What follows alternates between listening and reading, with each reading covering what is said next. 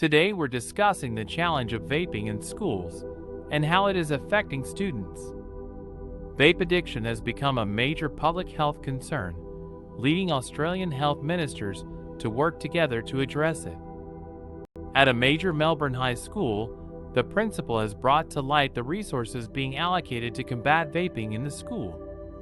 When they're experiencing withdrawal or experiencing a craving for nicotine, they experience tiredness, irritability, restlessness, and appetite changes, said the principal, who asked not to be identified. A survey of 218 school staff members found that nearly half reported finding a student with an e-cigarette on campus at least monthly, and 1/3 of principals reported suspending or expelling students at least monthly for possession or use.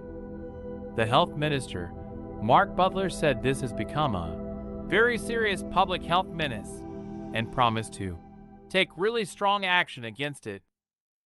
The principal said that while Victoria's Education Department was providing resources to teachers, the challenge of vaping goes beyond just educating children.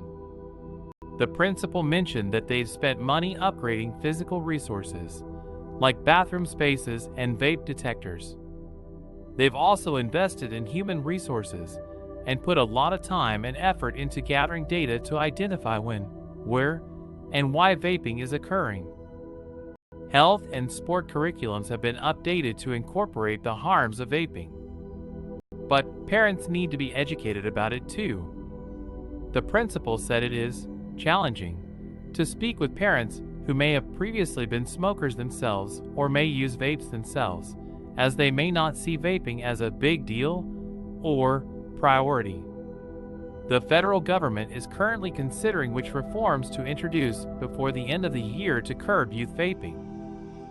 A University of Sydney health law researcher, Barrister Neil Francie, said there was an urgent need for the Australian Competition Consumer Commission to enforce consumer laws to tackle the issue.